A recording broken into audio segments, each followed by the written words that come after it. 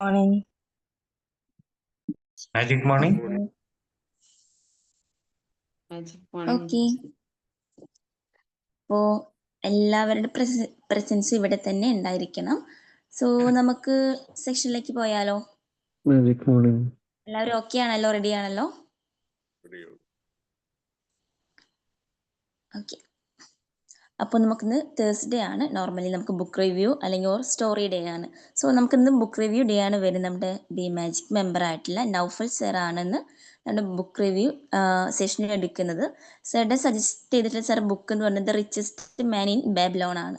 So ഈ ഒരു ബുക്കിൻ്റെ കണ്ടിന്യൂഷൻ വേഷനായിട്ട് ഈ ഒരു സെഷൻ എടുക്കാൻ വേണ്ടിയിട്ട് ഞാൻ നൗഫൽ സാറിനെ ഇൻവൈറ്റ് ചെയ്യാണ്. Naufal sir, please welcome sir. Thank you. ഞാൻ ഓഡിബിൾ ആണോ? ഓക്കെ ആണ് സർ.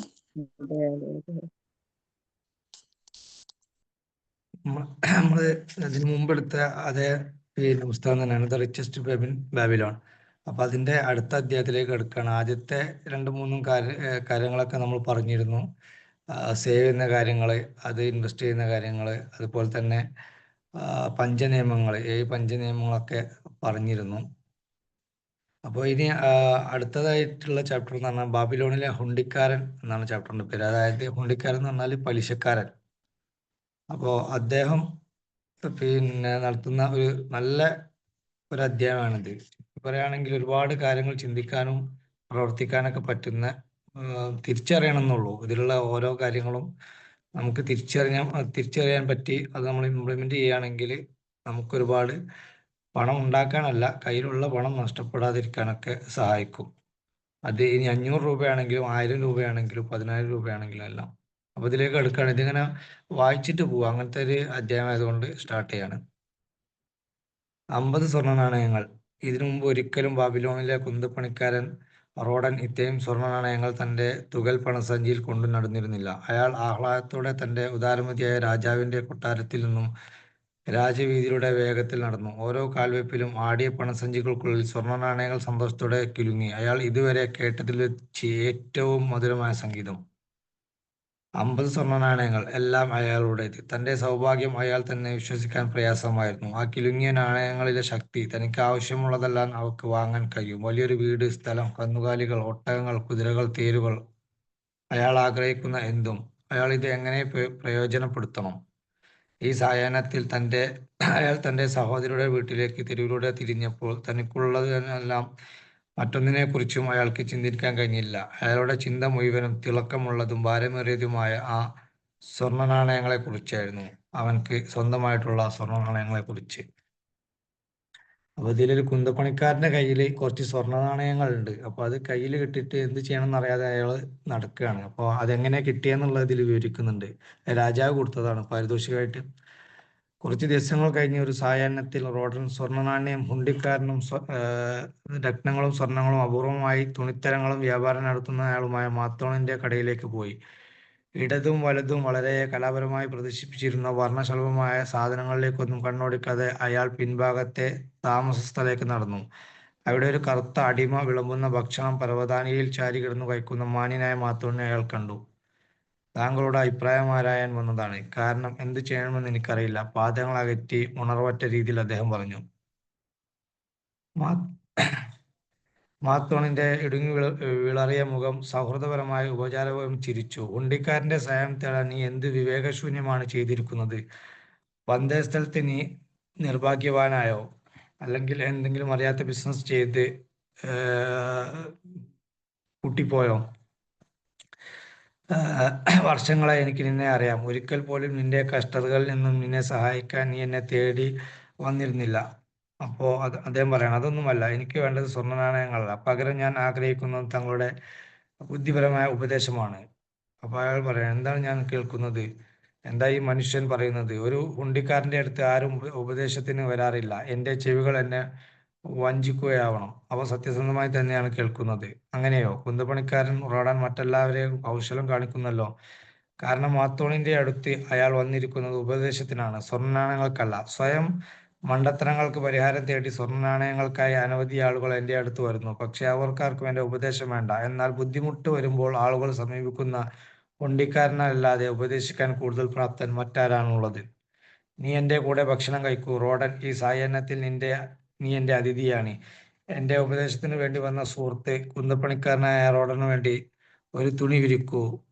ആണ്ടോൾ അയാൾ തൻ്റെ അടിമയോട് ആജ്ഞാപിച്ചു. എൻ്റെ ആദരണീയായ അതിഥിയായിരിക്കും റോഡൻ. വേണ്ടത്ര ഭക്ഷണം അയാൾക്ക് വേണ്ടി കൊണ്ടുവരൂ.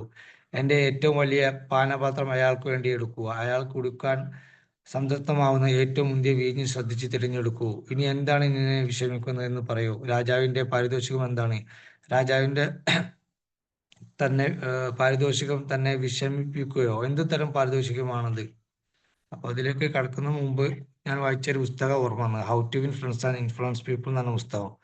അത് ഓർക്കാൻ കാരണം എന്താ വെച്ചാൽ, ഈ പണക്കാരൻ്റെ അടുത്ത് ഒരാൾ ചിലപ്പോൾ പണത്തിന് വന്നു കഴിഞ്ഞാൽ ചിലപ്പോൾ അദ്ദേഹം എന്താ ചെയ്യുക, എത്ര പണമാണ് എന്ന് കൊടുക്കും.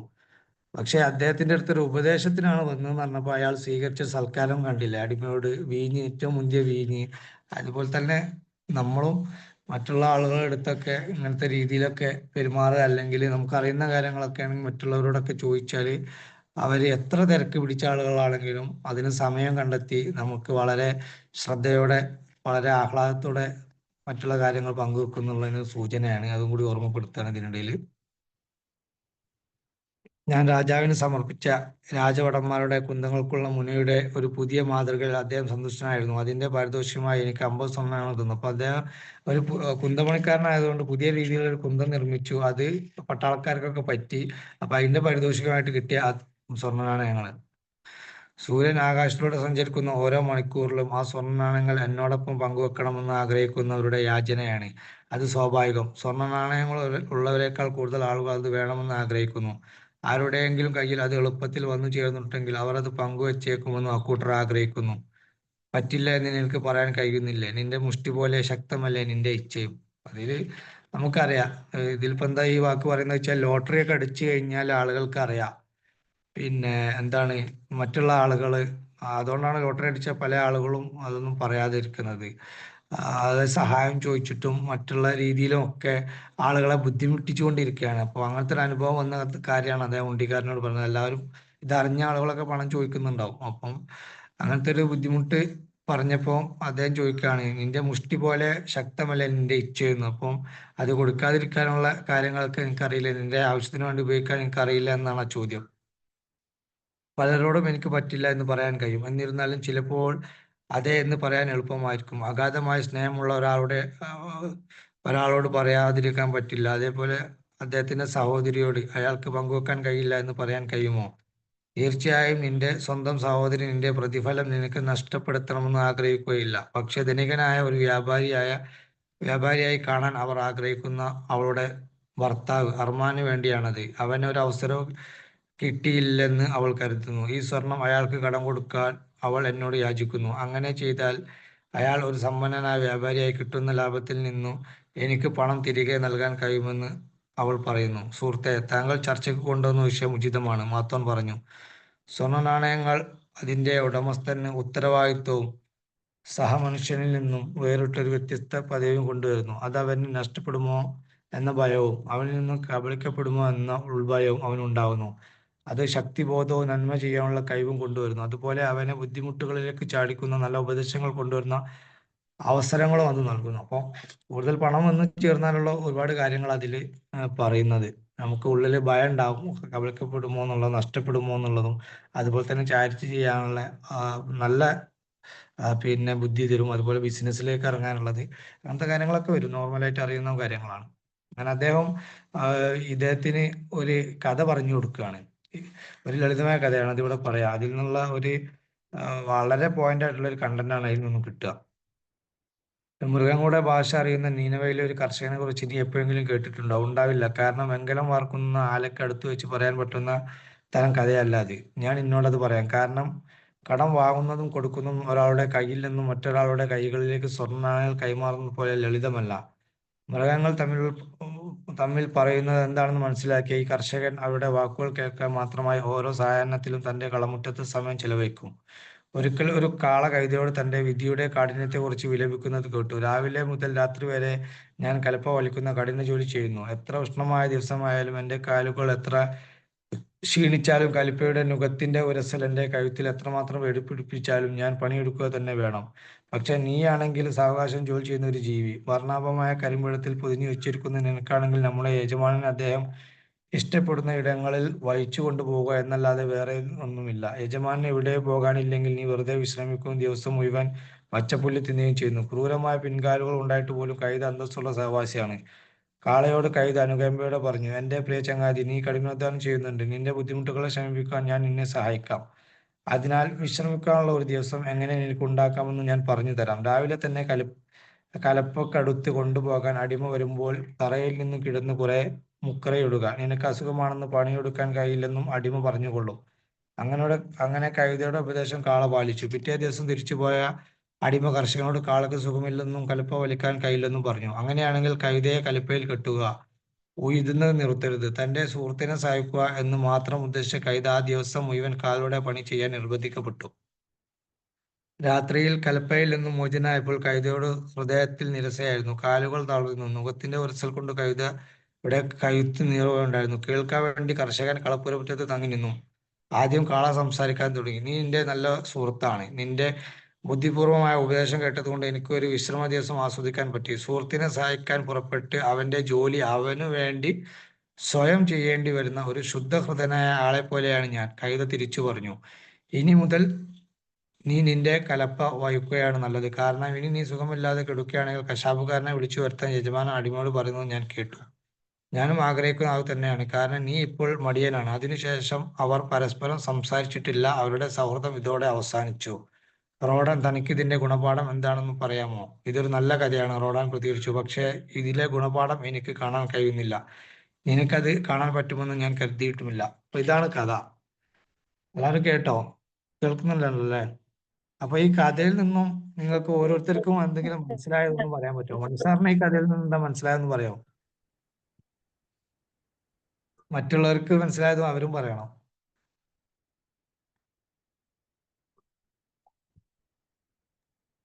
അല്ല, നമ്മള് ഇത് വായിച്ച് ഓരോരുത്തരും സ്വയം ഇന്റർപ്രറ്റ് ചെയ്യേണ്ട, ഇതൊരു സെൽഫ് സ്റ്റഡി ബുക്ക് എന്നുള്ളത് അല്ലാണ്ട് ഓരോ അതിൻ്റെ ഓരോ സെൻറ്റൻസുകളും സ്വന്തമായിട്ട് തന്നെ ഇന്റർപ്രറ്റ് ചെയ്യാനായിട്ട് സ്കോപ്പുള്ളൊരു പുസ്തകമാണ്. വായിക്കുന്ന ആളുടെ ഒരു ലെവൽ അനുസരിച്ച് അതിനെ പല രീതിയിലും വ്യാഖ്യാനിക്കാൻ കഴിയുന്ന ഒരു ബുക്കാണെന്ന് തോന്നുന്നു. അതെ, അതെ, തീർച്ചയായും. നമ്മളതിനൊരു ബുക്ക് റിവ്യൂ അല്ല ഇവിടെ ഉദ്ദേശിക്കുന്നത്, ബുക്ക് റീഡിംഗ് ആണ്. ബുക്ക് റിവ്യൂ ഇതിൽ ഉണ്ടാവാറുണ്ട് എല്ലാവരുടെയും. കാരണം ഞാൻ ഉദ്ദേശിക്കുന്ന ഇതിലെന്താ വെച്ചാൽ, വായിക്കാൻ ആഗ്രഹിക്കുന്ന ഒരുപാട് ആളുകളുണ്ട്, പക്ഷെ അവർക്ക് വായിക്കാൻ മടിയാണ്. അപ്പോൾ ഇതിലെ രത്നച്ചുരുക്കം കണ്ടന്റ് മാത്രം പറഞ്ഞു പോയാൽ അവർക്ക് റീഡിങ്ങിലേക്കുള്ള ഒരു ഹാബിറ്റിലേക്ക് വരാൻ പറ്റില്ല. ഇപ്പോൾ മണിസാറായാലും ബഷീർ സാറായാലൊക്കെ ഒരുപാട് ബുക്ക് വായിക്കുന്ന ആളുകളാണ്. ഈ ബുക്ക് വായിച്ചവരും കൂടുതൽ പേര് ഈ ബുക്ക് വായിച്ചവരാണ്. അപ്പോൾ അവർക്ക് ഇതിൻ്റെ കണ്ടന്റ് അവരിലേക്ക് എത്തിക്കുക എന്നുള്ളതല്ല എൻ്റെ ലക്ഷ്യം. എൻ്റെ ലക്ഷ്യം എന്ന് പറഞ്ഞാൽ ബുക്ക് റീഡിങ്, അതായത് ഒരു 5 മിനിറ്റ് പോലും ബുക്ക് വായിക്കാൻ സമയം കണ്ടെത്താൻ പറ്റാത്ത ആളുകളാണ്. അപ്പോൾ 20 മിനിറ്റ് ഇത് ലിസണായിട്ട് ഇരിക്കുക, ഇത് വായിക്കാൻ 20 മിനിറ്റ് കൊണ്ട് ഒരു പുസ്തകം എങ്ങനെ വായിച്ച് തീർക്കാം എന്നുള്ളതാണ് ഞാൻ ഇതിലൂടെ എത്തിക്കുന്നത്. കാരണം ഈ ബുക്കൊക്കെ ഞാൻ ചുരുങ്ങിയത് ഒരു 10 പ്രാവശ്യമെങ്കിലും വായിച്ചിട്ടുണ്ടാകും. 3 വർഷമായിട്ട് എൻ്റെ കയ്യിലുണ്ട്. ഇത് കാണാതെ പറയാൻ എനിക്ക് പറ്റും ഓരോ ചാപ്റ്ററും. അല്ല എൻ്റെ ഉദ്ദേശം റീഡിങ്, അതായത് എങ്ങനെ ഒരു ബുക്ക് വായിക്കാം എന്നുള്ളത് ഒരു കുഞ്ഞു കുട്ടികൾക്ക് കാണിക്കുന്ന ഒരു മാതൃക. പലരും പേഴ്സണലായിട്ട് എന്നെ വിളിക്കാറുണ്ട്. ഞാൻ ബുക്ക് റിവ്യൂ ചെയ്തതിന് ശേഷം അത് വായിച്ചതിന് ശേഷം ബുക്കിന്റെ പേര് തരൂ, വായിക്കാനാണ്. അങ്ങനെ വാങ്ങിയവരും ഉണ്ട്, വായിക്കാത്തവരൊക്കെ ഉണ്ട്. അപ്പൊ അവർക്ക് വേണ്ടിയിട്ടാണ്, പുതിയ ആളുകൾക്ക് വേണ്ടിയിട്ടും ഒക്കെയാണ് ഞാൻ ഉദ്ദേശിക്കുന്നത്. Thank you. അപ്പൊ ഞാൻ ചോദിച്ചതിന് ആർക്കെങ്കിലും എന്തെങ്കിലും ഒരു മറുപടി പറയാനുണ്ടോ? കാള ജോലി എടുക്കാൻ മടി കാണിച്ചിട്ടാണ് വയ്യാന്ന് പറഞ്ഞത്. അപ്പൊ കാളയ്ക്ക് അവിടെ മടിയാണ് ഉണ്ടായത്, അവനെ ചെയ്യുന്ന ജോലിയോടുള്ള ഒരു ആത്മാർത്ഥതയേക്കാളും. പക്ഷെ പിന്നെ കഴുത പാവം അത് വിശ്വസിച്ചിട്ട് അവനൊരു ദിവസം വിശ്രമം കിട്ടിക്കോട്ടെ എന്ന് കരുതി അവന്റെ ദൗത്യം കഴുത ഏറ്റെടുത്ത്. പക്ഷെ ആ ഒരു അവസരം മുതലാക്കി മറ്റാള് പിന്നെ ജോലിക്ക് മടി കാണിച്ചപ്പോ കഴുതയ്ക്ക് മനസ്സിലായി. അപ്പൊ കഴുത പറഞ്ഞ് പിന്നെ അറക്കാൻ തീരുമാനിച്ചിട്ടുണ്ട് എന്ന് പറഞ്ഞപ്പോ അപ്പോഴാണ് കാളയ്ക്ക് കുറച്ചും കൂടി ഒരു തോന്നുന്നത്. അപ്പൊ നമ്മള് നമ്മളെ ജോലി ആത്മാർത്ഥതയോട് കൂടി അവസരോചിതമായി ചെയ്യാന്നുള്ളതാണ്. നമുക്ക് പറ്റാത്ത സമയത്ത് നമ്മളെ സുഹൃത്തുക്കൾ നമ്മളെ സഹായിക്കുന്നതിന് തെറ്റില്ല. പക്ഷെ ആ അവസരം നമ്മൾ മുതലാക്കരുത്. Okay, thank U. നല്ല രസമുണ്ട് കഥ. ഓക്കെ, അപ്പോൾ ഇതിലുള്ള ഗുണപാഠം എന്താന്ന് ആർക്കെങ്കിലും മനസ്സിലായിട്ടുണ്ടോ? ഇതിലൊരു ഗുണപാഠം ഉണ്ട്, ഒറ്റ വാക്കിൽ പറയാൻ പറ്റിയ ഒരു ഗുണപാഠം ഉണ്ട്. അതെന്താന്ന് മനസ്സിലായിട്ടുണ്ടോ? ഇല്ല, എന്താ പറയാ? സ്ഥിരമായ ജോലി കഴിവ് കേൾക്കുന്നുണ്ടോ? മറ്റുള്ളവരെ സഹായിക്കുമ്പോൾ അവനവന്റെ നിലനിൽപ്പിനെ കൂടിയിട്ട് നമ്മൾ എന്താ ബോധവാന്മാരാകണം എന്നുള്ളതാണ്. അതെ, കറക്റ്റ്. പിന്നെ ഉപദേശം അവർക്കും കൂടെ ഒരു ഉപകാരപ്പെട്ട രീതിയിലാണോ അവരെ അതായത് ഇപ്പൊ കഴുത കാളേനോട് ഉപദേശിച്ചപ്പോ കാളക്ക് ലാസ്റ്റിൽ അറുപതുകാരൻ്റെ അടുത്തേക്ക് എത്തുന്ന രീതിയിലുള്ള ഒരു ഉപദേശമായിട്ട് മാറരുത് എന്നുള്ളതും കൂടിയാണ് ഉള്ളത്. അപ്പൊ നമ്മളെ കയ്യിലുള്ള 50 സ്വർണ്ണ നാണയങ്ങൾ എങ്ങനെ നമ്മൾ സുരക്ഷിതമായി വെക്കണം അല്ലെങ്കിൽ മൾട്ടിപ്ലൈ ചെയ്യുന്നതിന്റെ ഉപദേശത്തിന്റെ ഒരു കഥയാണല്ലോ ഇപ്പൊ പറഞ്ഞു കൊടുക്കുന്നത്. അപ്പൊ അതിനനുസരിച്ചിട്ടുള്ള ഒരു ഉപദേശമായിരിക്കണം എന്നാണ് അത് പറയാം. അത് കണ്ട് അതിന് ഒരു മറുപടി ആയിട്ടാണ് ഈ കഥ പറഞ്ഞതെന്നുള്ളതാണ്. അതെ, താങ്ക് യു. അപ്പൊ അദ്ദേഹം പറയുന്നത് എന്താ വെച്ചാല്, നിനക്കത് പറ്റുമെന്ന് ഞാൻ കരുതിയിട്ടില്ല, എന്നാൽ അതിലൊരു ഗുണപാഠമുണ്ട്, ലളിതവുമാണ്. ഇതാണത്: നിനക്ക് നിന്റെ സുഹൃത്തിനെ സഹായിക്കാൻ ആഗ്രഹിക്കുന്നെങ്കിൽ നിന്റെ സുഹൃത്തിന്റെ ഭാരവും കൂടി നിനക്ക് പേറേണ്ടി വരാത്ത രീതിയിൽ ചെയ്യുക. അതായത് അദ്ദേഹത്തിന്റെ ഭാരം കൂടി ഇദ്ദേഹം എടുത്തു. അപ്പൊ നമുക്ക് ഒരാൾക്ക് കടം കൊടുത്തു കഴിഞ്ഞാലുള്ള അവസ്ഥയാണ് അദ്ദേഹം പറയുന്നത്. അദ്ദേഹത്തിന്റെ ഭാരം കൂടി നമ്മൾ വഹിക്കേണ്ടി വരും. പിന്നെ നമ്മളൊരു ലക്ഷ്യത്തിന് വേണ്ടി നീക്കി വെച്ച പണമാണ് നമ്മൾ ആവശ്യ സമയത്ത് കിട്ടിയില്ലെങ്കിൽ അതിനേക്കാൾ ബുദ്ധിമുട്ട് നമ്മൾ അനുഭവിക്കേണ്ടി വരും. അപ്പോൾ നമ്മൾ അങ്ങനത്തെ കാര്യങ്ങളൊക്കെ ശ്രദ്ധിക്കുക എന്നുള്ളതാണ് ലളിതമായ രീതിയിൽ പറഞ്ഞു കഴിഞ്ഞാൽ.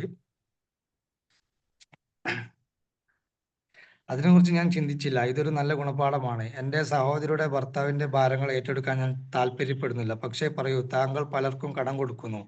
കടം വാങ്ങുന്നവർ തിരിച്ചു തരാറില്ലേ? അനുഭവ സമ്പത്തുള്ള ഹൃദയത്തിന്റെ ഉടമയാണ് ഒരാൾ ചിരിക്കുന്നത് പോലെ മാത്രം പുഞ്ചിരിച്ചു. കടം വാങ്ങുന്നയാൾക്ക് തിരിച്ചു തരാൻ കഴിയില്ലെങ്കിൽ അത് നല്ല കടമാണോ? കടം കൊടുക്കുന്നയാൾ വിവേകിയായിരിക്കണം. തന്റെ സ്വർണ്ണാണയങ്ങൾ കടം കൊടുക്കുന്നയാളും വാങ്ങുന്നയാൾക്കും വേണ്ടി ഗുണകരമായി പ്രവർത്തിക്കാമെന്നും അവ വീണ്ടും തന്റെ അടുത്ത് തിരിച്ചു വരുമെന്നും അയാൾ ശ്രദ്ധയോടെ വിലയിരുത്തേണ്ടതില്ലേ? കൊടുക്കുന്ന പണം ബുദ്ധിപൂർവ്വം ഉപയോഗിക്കാൻ അറിയാത്തവർക്കായി പായായി തനിക്ക് നഷ്ടമുണ്ടാക്കുകയും കട വാങ്ങുന്നയാളെ തിരിച്ചടക്കാൻ പറ്റാത്ത കടക്കാരനാക്കുകയും ചെയ്യാമോ എന്നും വിലയിരുത്തേണ്ടതല്ലേ? എൻ്റെ ടോക്കൺ പെട്ടിയിലെ ടോക്കൺ നിനക്ക് കാണിച്ചു തരാം. അവക്ക് നിന്നോട് ചില കഥകൾ പറയാനുണ്ടാവും. മുറിയിലേക്ക് അയാൾ ഒരു പെട്ടി കൊണ്ടുവന്നു. അയാളുടെ കൈത്തണ്ടയോളം നീളമുണ്ടായിരുന്നു. ചുവന്ന പന്നിത്തോലുകൾ കൊണ്ടും മൂടിയതും വെങ്കല ചിത്രപ്പണികൾ അലങ്കരിച്ചതുമായ ആ പെട്ടിക്ക് നിലത്ത് വെച്ചാൽ അതിൻ്റെ മൂടിമേൽ 2 കൈകളും വെച്ച് അയാൾ കുത്തിയിരുന്നു. കടം കൊടുക്കുന്ന ഓരോ ആളുകളിൽ നിന്നും അവരുടെ പലതരത്തിലുള്ള ഈടുകൾ സൂക്ഷിക്കുന്ന പ്രമാണ പെട്ടിയിലേക്ക് ഒരു ഈട് ഞാൻ നിർബന്ധിച്ചു വാങ്ങും. പണം തിരിച്ചടക്കുന്നത് വരെ ആ ഈട് അവിടെ ഉണ്ടാവും. അവർ അത് തിരിച്ചടക്കണമെങ്കിൽ എൻ്റെ വിശ്വാസത്തോട് നീലിപുറത്തുനിന്ന് വരെ കുറിച്ച് അവർ തന്നെ എപ്പോഴും ഓർമ്മിച്ചു കൊണ്ടേയിരിക്കും. ആഗ്രഹിക്കുന്ന ആസ്തിയേക്കാളും കൂടുതൽ ആസ്തി ഉള്ളവർക്ക് കൊടുക്കുന്ന വായ്പകളാണ് ഏറ്റവും സുരക്ഷിതമായവ. എന്നാൽ എൻ്റെ പ്രമാണപ്പെട്ടി എന്നോട് പറയുന്നു, സ്വന്തമായി ഭൂമിയോ ആഭരണങ്ങളോ ഒട്ടകങ്ങളോ ഉള്ളവരുടെ കടം തിരിച്ചടക്കാൻ വിൽക്കുന്നതും. അതായത് ഇതിൽ കടം കൊടുക്കുന്നത് എന്തെങ്കിലും ഒരു പിന്നെ ഈട് നമ്മൾ വാങ്ങുക എന്നുള്ളത് അത് എല്ലാവർക്കും അറിയുന്ന കാര്യമാണ്. അതായത് നമ്മൾ 1000 500 റൊട്ടേഷന് വേണ്ടി വാങ്ങുന്ന പണത്തെ കുറിച്ചല്ല പറയുന്നത്. ഒരു 1000 ആയാലോ 10,000 ലക്ഷങ്ങളോ ഒക്കെ കൊടുക്കുമ്പോൾ അതിൻ്റെതായ പിന്നെ എഴുത്തുകാരുടെ കൈ എടുത്തു പോയിട്ട് എഴുതിപ്പിച്ചിട്ട് എഗ്രിമെന്റ് മുദ്രപേപ്പറൊക്കെ വാങ്ങിയിട്ട് 200 രൂപേണ്ടതൊക്കെ വാങ്ങിയിട്ട് നമ്മൾ കൊടുക്കുക. 1 ലക്ഷം രൂപയാണെങ്കിൽ അതിന് മുകളിലേക്കൊക്കെ ആയിക്കഴിഞ്ഞാലും അപ്പം അങ്ങനത്തെ കാര്യങ്ങളാണ് പിന്നെ ഈ ചാപ്റ്ററിൽ കൂടുതലും പറയുന്നത്. അതായത് നമ്മൾ പണം കൊടുക്കുന്നതിനെ കുറിച്ചിട്ടുള്ള കാര്യങ്ങളാണ് പറയുന്നത്. പണം കൊടുക്കുന്നതിനെ ഇതിൽ ശരിക്ക് നിരുത്സാഹപ്പെടുത്തുകയാണ് ചെയ്യുന്നത്. അതായത് നമ്മൾ ആ പൈസ കൂടി എന്താ ചെയ്യുക വെച്ചാൽ ഇൻവെസ്റ്റ് ചെയ്യുക, അത് നമ്മൾ എന്താക്കുക, അതിൽ നിന്നും ഒരു ഇൻകം ക്രിയേറ്റ് ചെയ്യുക എന്നുള്ളതിനെ കുറിച്ചിട്ടാണ് ചെയ്യുന്നത്. അല്ലെങ്കിൽ നേരത്തെ പറഞ്ഞ ആ ഒരു പിന്നെ കൈതയുടെ അവസ്ഥയിലേക്ക് നമ്മൾ എത്താതിരിക്കാൻ വേണ്ടി നമ്മൾ ശ്രമിക്കുക എന്നുള്ളതാണ്. അപ്പൊ ഇന്നത്തെ കാലഘട്ടത്തിൽ നമുക്കറിയാം ഈ റൊട്ടേഷൻ എന്ന കാര്യം ചില രീതിയിൽ നമുക്ക് മുന്നോട്ട് കൊണ്ടുപോകാൻ പറ്റുന്നതുമാണ്. കാരണം ഒരു ആവശ്യമായ കാര്യം ആയതുകൊണ്ട്. അപ്പൊ ഇതിൽ വലിയ തുകകളെ കുറിച്ച് പറയുന്നത്.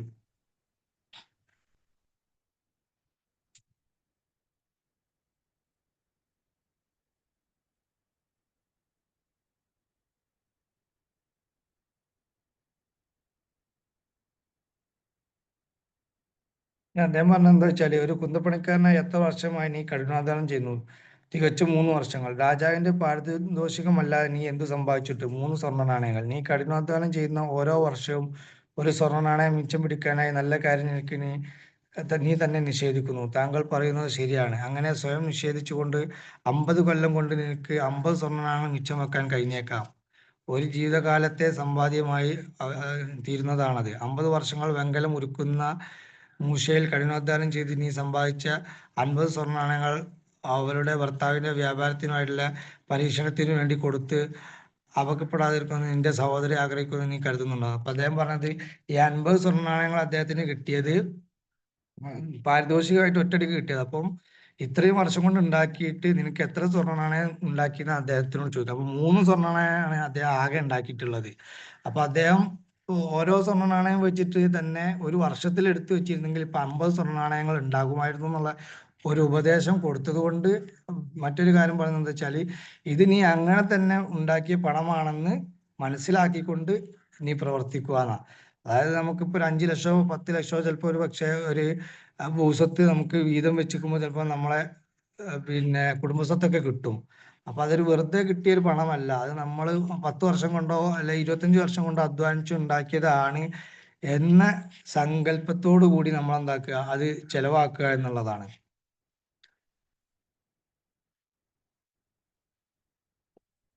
എന്നാൽ അവിടെ അടുത്ത് പോയി പറയുക, വ്രതമുള്ള ദിവസങ്ങളൊഴികെ 3 വർഷത്തിൽ ഓരോ ദിവസവും രാവിലെ മുതൽ രാത്രി വരെ ഞാൻ കഠിനാധ്വാനം ചെയ്തു.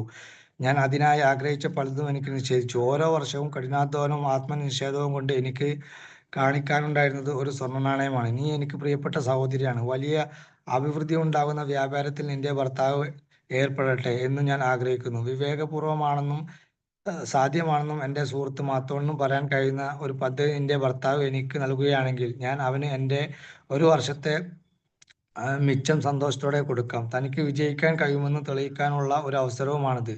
അത് വിജയിക്കാനുള്ള ഒരു മനസ്സ് അയാൾക്കുണ്ടെങ്കിൽ അത് അയാൾക്ക് തെളിയിക്കാൻ കഴിയും. അയാൾ പരാജയപ്പെടുകയാണെങ്കിൽ എന്നെങ്കിലും അയാൾക്ക് തിരിച്ചു തരാൻ കഴിയുമെന്ന് പ്രതീക്ഷിക്കാവുന്നതിനപ്പുറമാണ് അയാൾ എന്നോട് കടപ്പെട്ടിരിക്കുന്നതുമില്ല. ഞാൻ ഒരു ഹുണ്ടിക്കാരനാണ്. എനിക്ക് എൻ്റെ വ്യവഹാരത്തിന് ഉപയോഗിക്കാൻ കഴിയുന്നതിലധികം സ്വർണ്ണ നാണയം എനിക്കുള്ളത് കൊണ്ടാണ് അത് ചെയ്യുന്നത്. എൻ്റെ കയ്യിൽ അധികമായ സ്വർണ്ണ നാണയങ്ങൾ മറ്റുള്ളവർക്ക് വേണ്ടി അധ്വാനിച്ച് കൂടുതൽ സ്വർണ്ണ നാണയങ്ങൾ സമ്പാദിക്കണമെന്നാണ് എൻ്റെ ആഗ്രഹം. എൻ്റെ സ്വർണ്ണ നാണയങ്ങൾ നഷ്ടപ്പെടുന്ന ഒരു സാഹസിക ഉദ്യമവും ഞാൻ ആഗ്രഹിക്കുന്നില്ല. കഠിനാധ്വാനം ചെയ്തും പലതും എനിക്ക് സ്വയം നിഷേധിച്ചുമാണ് ഞാൻ അത് സമ്പാദിച്ചത്. അതുകൊണ്ട് സുരക്ഷിതമായിരിക്കുമെന്നും തിരിച്ചു കിട്ടുന്നുമെന്നും എനിക്ക് ഉറച്ച വിശ്വാസമില്ലാത്ത ഒരിടത്തും ഇനി മുതൽ വായ്പ കൊടുക്കില്ല. അതുപോലെ അവയിൽ നിന്നുള്ള വരവ് കൃത്യമായി എനിക്ക് കിട്ടും എന്ന് എനിക്ക് ബോധ്യമുണ്ടെങ്കിൽ മാത്രമേ ഇല്ലാത്തതോർത്ത് ഞാൻ വായ്പ കൊടുക്കുകയുമില്ല. റോഡൻ, എൻ്റെ പ്രമാണപ്പെട്ടിയിലെ ചില രഹസ്യങ്ങൾ ഞാൻ നിന്നോട് പറഞ്ഞു. അപ്പൊ അദ്ദേഹം പറഞ്ഞെന്താ വെച്ചാല്, അദ്ദേഹത്തിന്റെ സിസ്റ്ററിനോട് പറഞ്ഞെന്താ വെച്ചാല്, ഇതിലുള്ള പകുതി കൊടുക്കാന്നാ പറഞ്ഞത്. അതായത് ഇപ്പൊ നമ്മളടുത്ത് ഇനിയിപ്പോ ഒരു 10 ലക്ഷം ഉണ്ടെങ്കിൽ പോലും നമ്മൾ ഒരു ബിസിനസ്സിലേക്ക് ഇറങ്ങുകയാണെങ്കിൽ തന്നെ അതിന്റെ പകുതി എടുത്തിട്ടേ ഇറങ്ങാവും എന്നുള്ളതാണ് ഇതിന്റെ രത്ന ചുരുക്കം. മുഴുവനായിട്ട് ഇറക്കി കഴിഞ്ഞാൽ ചിലപ്പോൾ എന്താണ്, അത് പൊട്ടിക്കഴിഞ്ഞാൽ അത് പൂർണ്ണമായിട്ടും നമ്മളെ കയ്യിൽ നിന്ന് നഷ്ടപ്പെടുന്നുള്ള ഒരു സൂചനയാണ് പറയുന്നത്. അതുപോലെ തന്നെ ഉണ്ടിക്കാരൻ പറയുന്നത് അദ്ദേഹം കൊടുക്കാനുള്ള കാരണം അദ്ദേഹത്തിന്റെ കയ്യിൽ ഒരുപാട് പണമുണ്ട്. അതപ്പോ അദ്ദേഹത്തിന്റെ കയ്യിൽ ചിലപ്പോൾ 500 സ്വർണ്ണ നാണയങ്ങൾ ഉണ്ടാവും. എന്നിട്ടാണ് അദ്ദേഹം 100 സ്വർണ്ണ നാണയങ്ങൾ വരെ കൊടുക്കാനുള്ള കാരണം. അപ്പൊ നമ്മളെ കയ്യിലുള്ളതിന്റെ ഒരു ഭാഗം വെച്ചിട്ട് നമ്മൾ കൊടുക്കുക, അല്ലെ പകുതി. അല്ലെങ്കിൽ നമ്മൾ വീണ്ടും സീറോയിലേക്ക് പോയാൽ നമുക്ക് എന്താക്കണം, തിരിച്ചു വരാൻ ബുദ്ധിമുട്ടാവും എന്നുള്ളതാണ്. അവിടെ എന്റെ പ്രമാണപ്പെട്ടിയിലെ ചില രഹസ്യങ്ങൾ ഞാൻ നിന്നോട് പറഞ്ഞു. ആളുടെ ദൗർലഭ്യത്തെയും തിരിച്ചടക്കാൻ പറ്റാത്ത മാർഗങ്ങളില്ലാത്ത കടം വാങ്ങാനുള്ള ഉത്സാഹത്തെയും കുറിച്ച് നിനക്ക് അവയിൽ നിന്നും മനസ്സിലാക്കാവുന്നതാണ്. സ്വർണ്ണ നാണയങ്ങൾ ഉണ്ടായിരുന്നെങ്കിൽ വലിയ സമ്പാദ്യം ഉണ്ടാക്കാൻ കഴിയുമെന്ന അവരുടെ വലിയ പ്രതീക്ഷകൾ പലപ്പോഴും അവർക്ക് സഫലീകരിക്കാനുള്ള കഴിവോ പരിശീലനമോ ഇല്ലാതെയുള്ള കപട പ്രതീക്ഷകളാണെന്ന് ഇതിൽ നിന്നും നിനക്ക് കാണാൻ കഴിയും. റോഡൻ, നീ കയ്യിലുള്ള സ്വർണ്ണ നാണയത്തെ നിനക്ക് കൂടുതൽ സ്വർണ്ണ നാണയങ്ങൾ സമ്പാദിക്കാൻ വേണ്ടി ഉപയോഗിക്കണം. നീയും എന്നെ പോലെ ഒരു ഹുണ്ടിക്കാരനാവാൻ പോവുകയാണ്. നിന്റെ നിധിയുടെ സുരക്ഷിതമായി കാത്തു സൂക്ഷിക്കാൻ അത് നിനക്ക് വേണ്ടി ഉദാരമായി വരുമാനം ഉൽപ്പാദിപ്പിക്കും. നിനക്ക് ഇനിയുള്ള കാലം ഉണ്ടാകുന്ന ആനന്ദത്തിന്റെയും ലാഭത്തിന്റെയും സ്രോതസ്സായിരിക്കും അത്. എന്നാൽ അതിനെ നിന്നിൽ നിന്നും രക്ഷപ്പെടാൻ അനുവദിച്ചാൽ നിന്റെ ഓർമ്മകൾ നിലനിർത്തുന്നത് വരെ അത് തീരാത്ത ദുഃഖത്തിന്റെയും പശ്ചാത്തലത്തിന്റെ സ്രോതസ്സായിരിക്കും. നിന്റെ പണസഞ്ചിയിലെ സ്വർണ്ണ നാണയങ്ങളെ എന്തു ചെയ്യണമെന്ന് നിന്റെ ഏറ്റവും വലിയ ആഗ്രഹം. അതിനെ സുരക്ഷിതമായി വെക്കുക. അപ്പുറത്താണ് വിവേകം. മാത്തോൻ അനുമോദിച്ചുകൊണ്ട് മറുപടി പറഞ്ഞു, നിന്റെ ആദ്യത്തെ ആഗ്രഹം സുരക്ഷിതയ്ക്ക് വേണ്ടിയാണ്. നഷ്ടസാധ്യതയിൽ നിന്നും ആ സ്വർണ്ണ നാണയം എന്റെ സഹോദരി ഭർത്താവിന്റെ കയ്യിൽ വളരെ സുരക്ഷിതമായിരിക്കും നീ കരുതുന്നുണ്ടോ? ഇല്ല, കാരണം സ്വർണ്ണ നാണയങ്ങൾ സംരക്ഷിക്കാനുള്ള വിവേകം അയാൾക്കില്ല. നിന്റെ നിധിയിലെ മറ്റൊരാളിൽ വിശ്വാസം അർപ്പിക്കാനുള്ള കടപാടിനെ കുറിച്ചുള്ള ഒരു ബുദ്ധിശൂന്യമായ വിവേകങ്ങൾ നീ വീയരുത്. നിന്റെ കുടുംബത്തെയോ സുഹൃത്തുക്കളെയോ സഹായിക്കണമെന്നുണ്ടെങ്കിൽ നിന്റെ നിധി നഷ്ടപ്പെടാൻ സാധ്യതയില്ലാത്ത മറ്റെന്തെങ്കിലും വഴികൾ കണ്ടുപിടിക്കൂ. സുരക്ഷിതമായി സൂക്ഷിക്കാൻ കഴിവില്ലാത്തവരിൽ നിന്നും അപ്രതീക്ഷിതമായ വഴികളിലൂടെ സ്വർണ്ണ നാണയങ്ങൾ വൈകിപ്പോവും എന്ന് നീ മറക്കരുത്. ദൂർത്തടിച്ച് നിന്റെ നിധി പായാക്കുന്നത് പോലെയാണ് നിനക്ക് വേണ്ടി മറ്റുള്ളവരെ കൊണ്ട് അത് നഷ്ടപ്പെടുത്തുന്നതും. സുരക്ഷിതമല്ലാത്ത പിന്നെന്താണ് നിന്റെ നിധിയെ കുറിച്ച് നീ ആഗ്രഹിക്കുന്നത്? അവ കൂടുതൽ സ്വർണ്ണ നാണയങ്ങൾ സമ്പാദിക്കുമെന്ന് വീണ്ടും നീ വിവേകത്തോടെ സംസാരിക്കുന്നത്. അവയെ കൊണ്ട് കൂടുതൽ സമ്പാദിക്കാനും വളരാനും കഴിയണം. നിന്നെ പോലെ ഒരാൾക്ക് പ്രായം കൂടുന്നതിന് മുമ്പേ ബുദ്ധിപൂർവ്വം വായ്പ നൽകിയ സ്വർണ്ണ നാണയങ്ങൾ അതുണ്ടാക്കുന്ന വരവിലൂടെ സ്വയം ഇരട്ടിയാകും. അവ നഷ്ടപ്പെടാനുള്ള ഉദ്യമത്തിന് മുതിരുകയാണെങ്കിൽ അവക്കുണ്ടാകാൻ പറ്റുന്ന വരുമാനത്തിൽ കൂടി നഷ്ടപ്പെടാനുള്ള സാധ്യത കൂടിയാണ് ഇനി മുതിരുന്നത്. അപ്പോൾ അദ്ദേഹം പറയുന്നത് ഇതാണ്, അത് നഷ്ടപ്പെടുത്താതിരിക്കാനുള്ള കാര്യങ്ങൾ. അതായത് സുഹൃത്തുക്കളായാലും സഹോദരിയായാലും നമ്മളെ കസിൻസ് ആയാലും ചോദിച്ചാൽ നമ്മളെ കയ്യിലുള്ളത് എടുത്തു കൊടുക്കാതിരിക്കുക എന്നുള്ളതാണ്. ഇതിന്റെ സ്വർണ്ണാണയങ്ങൾ കൊണ്ട് അസാധാരണ വിധം വലിയ സമ്പാദ്യം ഉണ്ടാക്കുന്ന പറ്റുന്ന വഴികൾ അവർക്കുണ്ടെന്ന് അവർ കരുതുന്നു. സുരക്ഷിതവും ആശ്രയിക്കാവുന്നതുമായ കച്ചവട നിയമങ്ങളിൽ പ്രാവീണ്യമില്ലാത്ത സ്വപ്നങ്ങളുടെ നിർമ്മിതങ്ങളാണ് അത്തരം പദ്ധതികൾ. നിന്റെ ധനത്തിന് ഉണ്ടാക്കുന്ന പറ്റുന്ന സമ്പാദ്യത്തെക്കുറിച്ച് യാഥാസ്ഥിതികനാക്കുക. അങ്ങനെയാണെങ്കിൽ നിനക്ക് നിന്റെ നിധി നിലനിർത്താനും ആസ്വദിക്കാനും കഴിയും. കൊള്ളപ്പലിശ തിരിച്ചു കിട്ടുമെന്ന വാഗ്ദാനങ്ങൾ കേട്ട് ധനം വായ്പ കൊടുത്ത് നഷ്ടം ക്ഷണിച്ചു വരുത്തരുത്. വിജയം തെളിയിച്ച ആളുകളുമായും സംരംഭങ്ങളായും പങ്കാളിത്തം ഉണ്ടാക്കാൻ ശ്രമിക്കുക. അങ്ങനെ ആയാൽ അവരുടെ കൈവുറ്റ ഉപയോഗത്തിൽ കീഴിൽ നിന്റെ നിധി ഉദാരമായി സമ്പാദ്യം ഉണ്ടാക്കുവാനും അവരുടെ വിവേകത്തിലും അനുഭവത്തിലും സുരക്ഷിതമായി നഷ്ടപ്പെടാതിരിക്കുകയും ചെയ്യും. അപ്പൊ നമുക്കൊരു ബിസിനസ് ചെയ്യാൻ കഴിയില്ലെങ്കിൽ നമ്മൾ എന്താക്കുക, നല്ല ബിസിനസ് ചെയ്യുന്നവരുടെ കൂട്ടത്തിൽ ഇൻവെസ്റ്റ് ചെയ്യുക. അപ്പൊ നമുക്ക് അതിൽ നിന്നൊരു ഇൻകം കിട്ടും എന്നുള്ളതാണ്. അപ്പൊ ചിലപ്പോൾ നമ്മൾ സ്വന്തം ചെയ്താൽ നമുക്ക് 1 കോടി കിട്ടും, അല്ല 10 ലക്ഷം കിട്ടും. പക്ഷെ ഒരാളുടെ കയ്യിൽ കൊടുത്താൽ നമുക്ക് കിട്ടുന്നതിന് ഒരളവുണ്ട്, ഇത്ര പെർസെൻറ്റേജ് കാലാകാലങ്ങൾക്ക് കിട്ടുള്ളൂ. പക്ഷെ അത് നഷ്ടപ്പെടില്ല, അത് കാലാകാലം നമുക്ക് കിട്ടും എന്നുള്ളതാണ്. അപ്പോൾ നമ്മളൊരു 10 ലക്ഷം കൊണ്ട് ചിലപ്പോൾ ഒരു പരിപാടി തുടങ്ങിയാൽ ചിലപ്പോൾ എന്താവും, ആ 10 ലക്ഷം 1 കോടിയാക്കുക. ചിലപ്പോൾ ആ 10 ലക്ഷം 0 ആവും, ചിലപ്പോൾ ആ 10 ലക്ഷം നമ്മൾ കടക്കാരനാവും, മൈനസ് 10 ലക്ഷം ആവും. അപ്പോൾ എന്നുള്ളതാണ് ഇതിൽ നിന്ന് മനസ്സിലായത്. അപ്പോ ഈ അധ്യായം ഞാനിവിടെ ചുരുക്കി അവസാനിക്കുകയാണ്. ഇവിടുന്ന് അങ്ങോട്ട് ബാബിലോണിലെ മതിലുകൾ എന്നൊക്കെ പറഞ്ഞിട്ടുള്ള അതിമനോഹരമായിട്ടുള്ള ചാപ്റ്ററുകളാണുള്ളത്. അപ്പോൾ എനിവേ താങ്ക് യു. അപ്പോൾ ഇതിൽ പറഞ്ഞ് നമ്മളെ കയ്യിലുള്ള പണം, നമ്മൾ ഇതുവരെ നമ്മളെ സമ്പത്ത് ഉണ്ടാക്കുന്ന കാര്യങ്ങൾ അപ്രതീക്ഷിതമായിട്ടുള്ള പണം നമ്മളെ കൈകളിലെത്തും. അപ്പോൾ ഈ കമ്മ്യൂണിറ്റിയിൽ ഒരു 25 പേരുണ്ടെങ്കിൽ 24 ആൾക്കും ചിലപ്പോൾ ഈ അധ്യായം പിന്നെ പ്രാർത്ഥിക്കാൻ പറ്റൂല. അതിപ്പോൾ ഒരാളെ കയ്യിൽ ചിലപ്പോൾ അങ്ങനെ ഒരു പണം വന്നിട്ടുണ്ടാവും, വരാൻ സാധ്യതയുണ്ട്. അവർക്കുള്ളതാണ് ഈ ക്ലാസ് എന്ന് മനസ്സിലാക്കുക. പിന്നെ ഈ അധ്യായം ഒരു ബുക്ക് വായിക്കുമ്പോൾ നമ്മൾ ഏത് പുസ്തകം വായിച്ചാലും നമുക്ക് ഇഷ്ടപ്പെടുന്ന ചാപ്റ്ററുകൾ ചിലപ്പോൾ അതിൽ ഉണ്ടാവില്ല. പക്ഷെ അത് നമുക്ക് സ്കിപ്പ് ചെയ്യാൻ പറ്റൂല. അപ്പൊ അതുകൊണ്ടാണ് എല്ലാ അധ്യായങ്ങളും വായിച്ചു പോകുന്നത്. അപ്പോൾ ദ സബ് കോൺഷ്യസ് മൈൻഡ് ഒക്കെ, അതായത് how to influence and influence people, ചില കാര്യങ്ങൾ നമുക്ക് അറിയുന്നതായിരിക്കും. അപ്പോൾ നമ്മൾ പണ്ട് പത്രം വായിക്കുന്നത് പോലെയാണത്. പത്രം വായിക്കുമ്പോൾ നമുക്ക് ഇഷ്ടപ്പെട്ട പേജുകൾ മാത്രമേ വായിക്കുന്നുള്ളൂ, ചരമൊക്കെ നമ്മൾ സ്കിപ്പ് ചെയ്യും. പക്ഷെ എല്ലാ കാര്യങ്ങളും വായിച്ചു പോവുക എന്നുള്ളത് ഒരു ഹാബിറ്റ് ആണ്. അപ്പൊ anyway thank you all. Okay, thank you Naufal sir, thank you so much. ഭയങ്കരമായിട്ട് നമുക്കൊരു ഇൻഫോർമേറ്റീവ് സെഷൻ ആയിരുന്നു. ഇനി ടീം മെമ്പേഴ്സ്, ഇന്നത്തെ സെഷനിൽ നിന്ന് നിങ്ങൾക്ക് കിട്ടിയിട്ടുള്ള പോയിന്റ്സും കാര്യങ്ങളൊന്നും ഷെയർ ചെയ്യാവോ?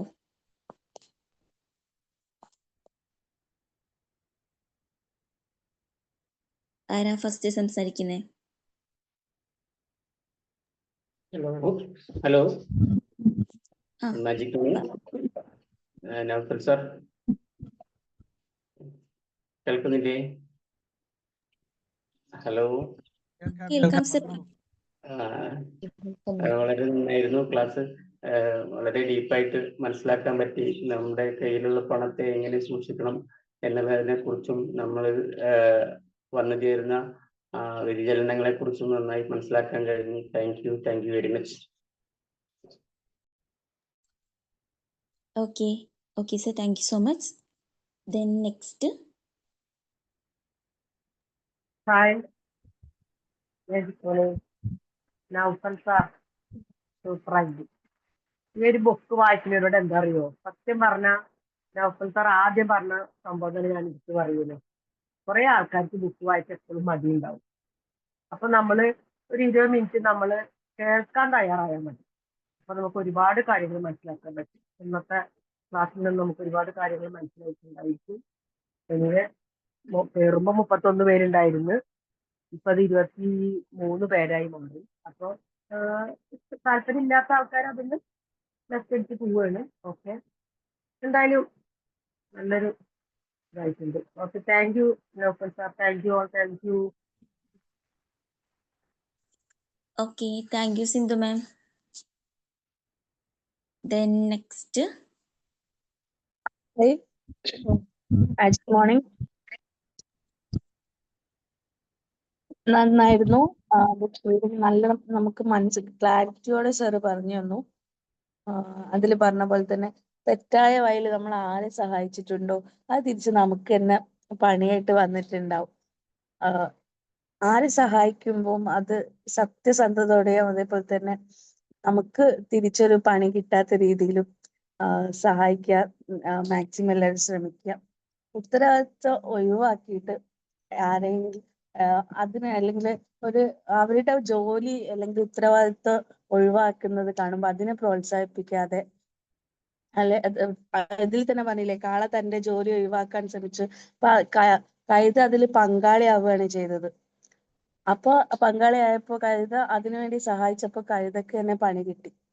അപ്പൊ നമ്മുടെയൊക്കെ ജീവിതത്തിൽ നമ്മുടെയൊക്കെ തീരുമാനം നമുക്ക് എന്താ പറയാ, മുന്നോട്ടുള്ള വഴികൾക്ക് നമുക്ക് ഒരു തടസ്സമായിട്ടില്ലാത്ത രീതിയിൽ ചിലപ്പോ നമ്മള് നല്ലത് ചെയ്യുന്നത് നമുക്ക് തന്നെ ചിലപ്പോ ഒരുപാട് പ്രശ്നങ്ങളൊക്കെ വരാറുണ്ട്. ചിലപ്പോ ചിലരുണ്ട് ഒരു പൈസ ഒക്കെ കൊടുത്ത് ഇപ്പൊ ഇവര് പണി ഉണ്ടായിട്ടും പണിക്ക് പോവാതിരിക്കുന്ന ആളുകളൊക്കെ ആയിരിക്കും. അപ്പൊ പൈസ കൊടുത്ത് കടം കൊടുത്ത് സഹായിക്കും. പിന്നീട് ആ പൈസ നമുക്ക് വലിയ അത്യാവശ്യം വരുന്ന സമയത്ത് തിരിച്ചു ചോദിക്കുന്ന സമയത്ത് അവരത് തരണം എന്നില്ല. അങ്ങനത്തെ ഒരുപാട് പ്രശ്നങ്ങളൊക്കെ ഉണ്ടായിട്ട് പലരും പറഞ്ഞ് ഞാൻ കേട്ടിട്ടുണ്ട്. എനിക്കൊരു ഫ്രണ്ട് ഉണ്ട്.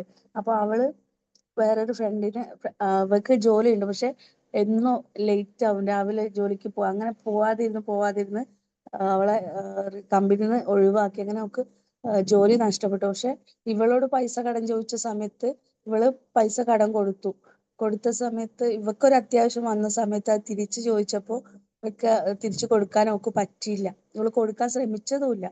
അങ്ങനെ ആ ഒരു ഫ്രണ്ട്ഷിപ്പ് തന്നെ ഇല്ലാതായി. നമ്മൾ എന്ത് കാര്യം ചെയ്യുമ്പോൾ നമ്മുടെ നിലനിൽപ്പും നമ്മുടെ ഇതും കൂടെ നോക്കിയിട്ട് ചെയ്യാൻ മാക്സിമം ശ്രമിക്കാം. അപ്പൊ ഇത്രേ പറയാനുള്ളൂ. നല്ല ക്ലാസ് ആയിരുന്നു. Super. Okay, thank you so much Nijila ma'am. Then ഇവിടെ വേറെ ആരാണ് സംസാരിക്കുന്നത്? നിങ്ങൾ ഓരോരുത്തരുടെ കഴിയുമ്പോഴും പെട്ടെന്ന് അൺമ്യൂട്ട് ചെയ്ത് സംസാരിക്കുക കേട്ടോ. Magic morning. ബുക്ക് റിവ്യൂവിനെ കുറിച്ച് സാറിനോട് എത്ര പറഞ്ഞാലും നന്ദി തീരില്ല. കാരണം നമുക്ക് ബാബിലോണിന്റെ ഈ ഒരു ബുക്ക് എന്ന് പറഞ്ഞ സാർ ഇപ്പൊ കുറെ ഈ ക്ലാസ് തന്നെ എടുക്കണം. വളരെ നല്ല രീതിയിൽ തന്നെ സാർ അത് പ്രസന്റ് ചെയ്യുന്നുണ്ട്. നല്ല രീതിയിൽ മനസ്സിലാക്കാൻ കഴിയുന്നുണ്ട്. പിന്നെ ഇപ്പൊ ഇന്നത്തെ ക്ലാസ്സിൽ നിന്ന് മനസ്സിലായത്, നമ്മൾ ഏതൊരു വ്യക്തിക്കായാലും നമ്മൾ കൊടുക്കുന്നതും അതുപോലെ സ്വീകരിക്കുന്നതായാലും അത് അർഹതപ്പെട്ട ആളുകൾക്ക് കൊടുക്കുക. അതുപോലെ തന്നെ നമ്മൾ കൊടുക്കുന്ന സമയത്ത് നമ്മൾ ആ വ്യക്തിയെ കുറിച്ച് എന്താണ് എന്നുള്ളത് ആദ്യം നമ്മളൊന്ന് മനസ്സിലാക്കുക. പിന്നെ അല്ല എന്നുണ്ടെങ്കിൽ അതുപോലെ നമ്മളിപ്പോ ഈ കാള ഒരു സൂത്രത്തിലൂടെ അങ്ങനെ മടി പിടിച്ച് അവിടെ ഇരുന്നു. പക്ഷെ അതിന് ഒന്നും അറിയാത്ത കഴുതയ്ക്കാണ് പണി കിട്ടിയത്. അപ്പോ അങ്ങനെയുള്ള കാര്യങ്ങളൊക്കെ ഒന്ന് ശ്രദ്ധിക്കുക. Okay, thank you sir. നല്ലൊരു ബുക്ക് റിവ്യൂ ആയിരുന്നു. Okay, thank you. Okay, thank you Preetha ma'am. Naufal സാറേ, ബുക്കിന്റെ പേരെന്താ? എന്റെ പേര് the richest man in Babylon. ബാബിലോണിലെ ഏറ്റവും ധനികനായ മനുഷ്യൻ ജോർജസ് ക്ലാസ് എന്ന് പറഞ്ഞ ആളായിരുന്നു.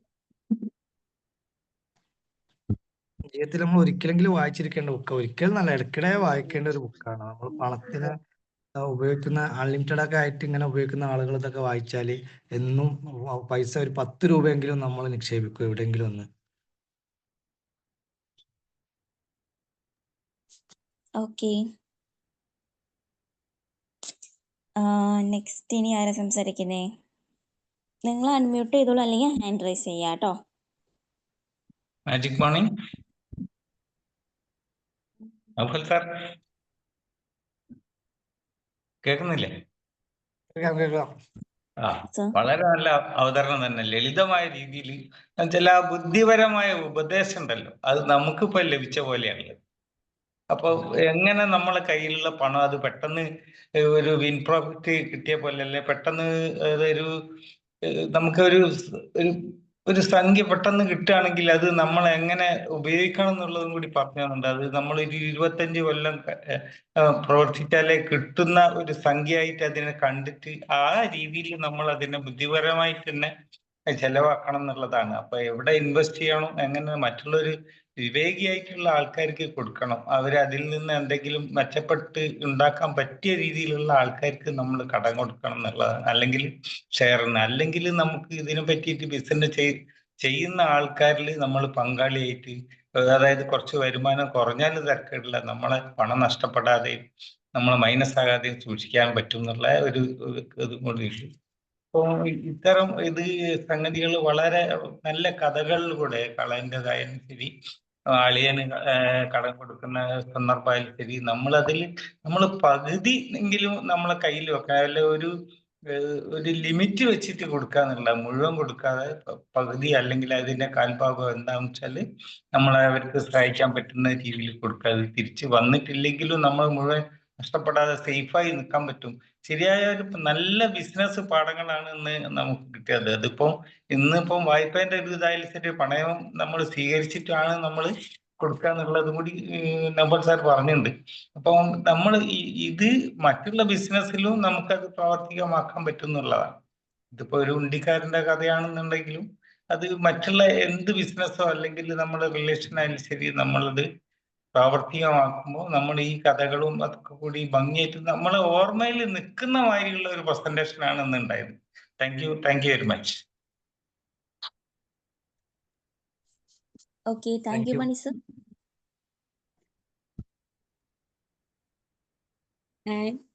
Magic morning magic morning ma'am. കേൾക്കാവോ? കേൾക്കാം. നൗഫൽ സാറിന്റെ ക്ലാസ്സിൽ നിന്ന് പറഞ്ഞു കഴിഞ്ഞാൽ എന്നത്തെയും പോലെ തന്നെ ആയിരുന്നു. നല്ലൊരു ക്ലാസ് ആയിരുന്നു. ഇത് ഒരു ബുക്ക് വായിക്കുന്ന പോലെ തന്നെ നമുക്കും ഫീൽ ചെയ്യുക, അതായത് നമ്മളും വായിക്കുന്ന പോലെയാണ് ഫീൽ ചെയ്യുന്നത്. എനിക്ക് ഇത് കേട്ടപ്പോൾ ഓർമ്മ വന്നത് കഴിഞ്ഞ ദിവസത്തെ ഒരു ക്ലാസ്സിലെ ഒരു വേർഡാണ് സ്മാർട്ട് ഗിവിങ്. നമ്മുടെ കയ്യിലുള്ളത് നമുക്ക് നഷ്ടപ്പെടാത്ത രീതിയിൽ, നല്ല രീതിയിൽ ഉപയോഗിക്കുക. അതായത് നമുക്ക് കിട്ടിയ തുക ഒരാൾക്ക് ഉപകാരപ്പെടുകയാണെന്നുണ്ടെങ്കിൽ ആ ഒരു രീതിയിൽ ഉപയോഗിക്കുക, എന്നാലോ നമുക്ക് നഷ്ടങ്ങളൊന്നും ഇല്ലാത്ത രീതിയിൽ ഉപയോഗിക്കുക. സ്മാർട്ട് ഗിവിംഗ് എന്നുള്ള ഒരു വേർഡ് കൊണ്ട് എനിക്ക് കിട്ടിയത് അതാണ്. ആ ഒരു ഓർമ്മയാണ് ഇപ്പൊ വന്നത്. Thank you sir, thank you so much. Okay, thank U Jisna.